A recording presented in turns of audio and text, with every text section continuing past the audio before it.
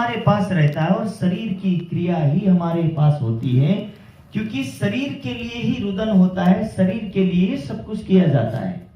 आत्मा के लिए यदि कोई रुदन करे तो रुदन होगा ही नहीं। आत्मा के लिए यदि कोई कर्मकांड किया जाए तो व्यक्ति कर्मकांड करेगा ही नहीं। कैसे? क्योंकि आत्मा यदि आज भी आकर के खड़ी हो जाए तो व्यक्ति उसके लिए भरोसा नहीं करेगा।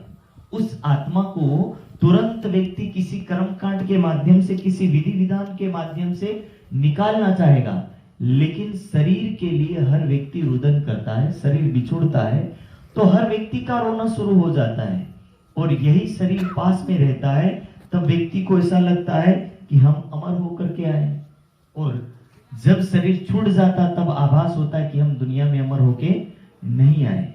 इसी सत्य का आभास ही मृत्यु का एक अंतिम क्षण है। यदि मृत्यु के अंतिम क्षण में व्यक्ति उस सत्य का आभास कर जाता है, मैं तो इतना कहता हूं, शास्त्र इतना कहते हैं, रोगी नाम या मतिर भवेत, शमशान या मतिर भवेत।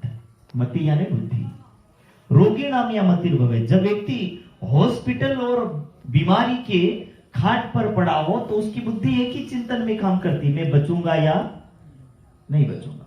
ये कड़वा सत्य है। रोगी नाम या मतिर भवे, कि उस समय उसकी बुद्धि दो ही मार्ग पर चढ़ती है कि मैं बचूंगा या नहीं बचूंगा। यदि बच भी गया, संभावना यदि होती बच भी गया तो वो अच्छा मानेगा, लेकिन नहीं बचने की संभावना बनी तो वो व्यक्ति परेशान रहेगा। इसीलिए वो दो धारा पर पग रख के खड़ा रहता उस टाइम, बचूंगा या नहीं बचूंगा।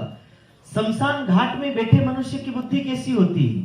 आदमी बहुत अच्छा था लेकिन कम समय में चला गया। क्या कहते? आदमी बहुत अच्छा था पर कम समय में चला गया। मृत्यु कहती, वाह रे सज्जन, वाह रे बुद्धिमानो, वाह रे सज्जनों, तुम ये बात क्यों भूल गए कि यही शमशान ही तुम्हारा अंतिम द्वार है, और यही बीमारी तुम्हारा वो संदेश है जो हर व्यक्ति को दो जगह पांव रखने के लिए मजबूर कर देता है, बचूंगा या नहीं बचूंगा।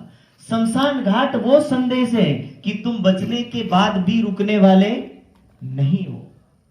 इसलिए उसी संदेश को वाणी क्या दे रही, कह रही है कि तुम तमे जोजोरे मारा साथ संगाती विश्व तनिया वाट, कि विश्व के रास्तों को एक बार अवश्य देख लेना। क्योंकि जीव तुम्हारा कैसे कर्म करता है, तो बोले तुम्हारा जीव तो वासांसी जीर्णानि यथा विहाय नवीनानि गृणानि नरोपराणि, वो तो वस्त्र की तरह तुम्हारे शरीर को बदल रहा है। आज तुम्हारा शरीर स्त्री है, कल पुरुष है, कल कुछ और होगा। ये शरीर केवल बदलता है, और उस बदलने वाले का जो मुख्य आधारशिला है वो जीव या आत्मा है। यही आत्मा यदि इस शरीर से निकल गई, जीव शरीर को छोड़ रहा है और जीव शरीर को छोड़ करके चला गया तो उसका कोई मतलब नहीं रहेगा। इसीलिए ये सत्य ज्ञान गौतम बुद्ध को हुआ था। जब गौतम बुद्ध नगर यात्रा में निकले, और नगर यात्रा में जब गौतम बुद्ध निकले तो गौतम बुद्ध ने नगर यात्रा में एक अर्थी पर पड़े एक व्यक्ति को देखा। अपने मंत्री से सवाल किया कि हे मंत्रीवर, ये जो चार कंधों पर जा रहा व्यक्ति ऐसे क्यों जा रहा है, और उसके आगे पीछे लोग राम नाम सत्य का जयकारा क्यों लगा रहे हैं? तो उनका मंत्री कहता है कि हे राजकुमार, ये मर चुका है। तो कहते कि मरना मना क्या होता है? तो बोले मरना उसको बोलते हैं जो एक बार शरीर से निकल जाता है वो लौट के नहीं आता है। मंत्री समझा रहा है, गौतम बुद्ध कह रहा है कि कौन निकलता है और कौन नहीं निकलता है। तो बोले दो चीजें, दो शक्तियां हैं, दो शक्तियों को इस शरीर से बाहर जाना पड़ता, आत्मा और जीव को बाहर निकलना पड़ता है। तो बोले ये शरीर क्या काम आता है? तो बोले ये शरीर तो जैसा मिट्टी के समान था वो वैसा ही रहेगा, लोष्टवत एक मिट्टी समान ही रहेगा। और इस शरीर का क्या उपयोग? तो बोले इस शरीर का केवल इतना उपयोग है कि ये जब तक रहे तब तक उसको घिसो, जब तक रहे तब तक उसका सदुपयोग करो। बोले जैसे ही आत्मा और जीव शरीर से निकल गए, उसके निकलने के बाद बोले इस शरीर का कोई सदुपयोग नहीं है। तो बोले इसको क्या किया जाएगा? इसकी दो ही गति होती है, या उसको दफना दिया जाता है या उसको जला दिया जाता है। तो बोले अंदर बैठी आत्मा और जीव वो क्या करते हैं? तो बोले उसको ना दफनाया जाता और ना ही उसको जलाया जाता है। तो इसकी गति क्या होती है? तो बोले सारा रहस्य तो इसी के ऊपर डिपेंड है, सारी लीला तो इसी के ऊपर डिपेंड है कि जिसको ना दफनाया जा सकता, जिसको ना जलाया जा सकता, वही आत्मा और वही जीव, उस जीव को और उस आत्मा को ही इस भव सागर से पार ले जाने के लिए हमें प्रयास करना पड़ता है, मथना पड़ता है। और उसी आत्मा के लिए यदि व्यक्ति सावधान नहीं रहता है, उसी आत्मा को व्यक्ति भूल जाता है, सारे कर्म करता है लेकिन आत्मा को भूल जाता है, तो बोले वो किसी और को धोखा नहीं दे रहा, वो सबसे पहले अपने आप को धोखा दे रहा है।